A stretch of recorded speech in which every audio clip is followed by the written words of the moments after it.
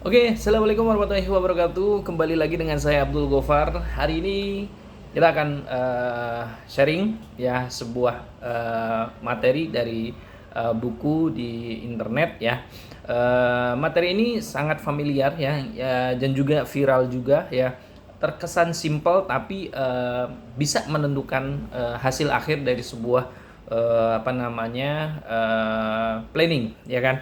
Nah, kita di sini akan membedah strategi baik dan strategi buruk, ya kan. Jadi mungkin kita sering menemui berbagai slogan ataupun jargon ya di tubuh organisasi atau perusahaan ya, tapi kita merasa bingung menentukan arah dan tujuan organisasi ya. Jadi para pengambil keputusan kerap mengidentifikasi berbagai jargon ini sebagai sebuah strategi ya, strategi organisasi ya.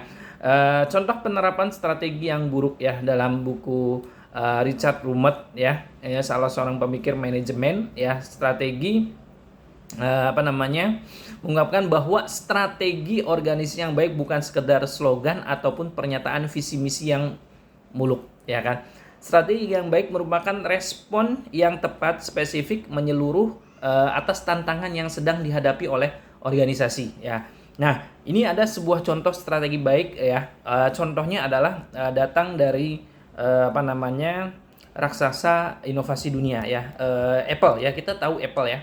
Dikisahkan pada saat yang sama ketika Microsoft meluncurkan Windows 95, Apple ada di tepi jurang kehancuran ya.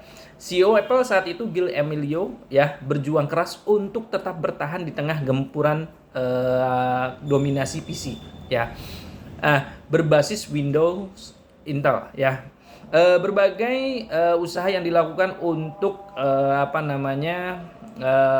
dilakukan tidak membuahkan hasil ya yang menggembirakan, hingga akhirnya Steve Jobs ya kembali mengambil alih puncak pimpinan Apple ya. Langkah awal Jobs adalah mengembalikan ya Apple pada bisnis intinya ya, komputer personal. Jobs juga melakukan berbagai langkah efisiensi, memangkas 15 model desktop menjadi satu model saja ya. Terus menghentikan produksi printer, merampingkan distributor, hingga memindahkan proses produksi ke Taiwan. Hasilnya Jobs berhasil menghemat biaya inventory hingga 80%. Sebuah situs penjualan online produk Apple juga diluncurkan untuk memotong biaya distribusi dan agent ya. Jadi kekuatan strategi Jobs terletak pada kemampuannya merancang seperangkat langkah aksi yang fokus dan terkoordinasi serta ditujukan langsung pada inti permasalahannya. Jobs tidak merumuskan sebuah visi yang ambisius ataupun mencanangkan target keuntungan yang harus dicapai. Jobs hanya mendesain ulang proses Apple sehingga hanya fokus pada lini produk yang lebih ramping ya. Di sisi lain ya, strategi yang buruk bukan semata akibat absennya strategi yang baik, bukan. Strategi yang buruk muncul akibat tidak berfungsinya kepemimpinan ya, dan pemahaman yang salah dari pemimpin tentang makna strategi.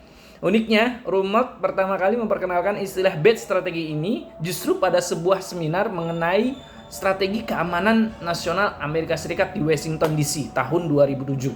Seminar itu sendiri diadakan untuk mengevaluasi kualitas strategi keamanan nasional Amerika Serikat yang dirasa semakin menurun pada saat itu. Rumet merumuskan bahwa ada 4 indikator yang diperhatikan untuk mendeteksi strategi yang buruk ya. Yang pertama adalah penggunaan bahasa yang muluk ya, bombastis dan sulit dipahami sehingga mengesankan sebagai hasil pemikiran yang cerdas. Rumet mengibaratkan bahasa yang muluk itu sebagai Sunday words ya, bahasa yang dibesar-besarkan. Indikator yang kedua adalah ketidakmampuan mendefinisikan tantangan yang dihadapi organisasi. Ketika kita tidak dapat mengidentifikasi tantangan, kita tidak dapat melakukan perbaikan ataupun evaluasi strategi. Indikator yang ketiga adalah menyamakan strategi dengan tujuan ya. Strategi bukanlah tujuan organisasi ya. Banyak strategi buruk yang hanya berupa pernyataan tujuan tanpa rencana penyelesaian masalah ya. Terakhir, strategi yang buruk ditandai dari kesalahan pemimpin dalam menetapkan tujuan strategi ya.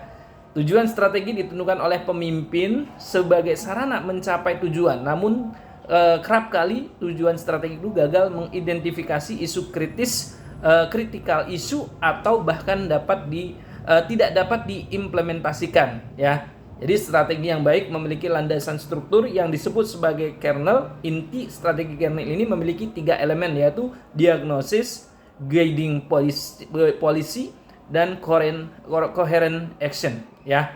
Jadi itu ya. Jadi diagnosis menjelaskan tentang tantangan yang dihadapi, ya. Terus sehingga diagnosis yang baik mampu menyederhanakan masalah yang kompleks. Guiding policy merupakan pendekatan yang dipilih untuk menyelesaikan masalah yang diidentifikasi di tahapan diagnosis. Terakhir, coherent action merupakan langkah yang diambil sebagai implementasi di guiding policy, ya. Sebagai contoh, di dalam bisnis tantangan yang acap dihadapi adalah perubahan dan kompetisi. Langkah pertama adalah mendiagnosis struktur tantangan bisnis. Langkah kedua menetapkan kebijakan yang dapat menciptakan keunggulan atas kompetitor dalam bisnis. Langkah ketiga, implementasi dan alokasi sumber daya berdasarkan kebijakan yang telah ditetapkan sebelumnya untuk mengalahkan kompetitor sekaligus adaptif terhadap perubahan bisnis, ya.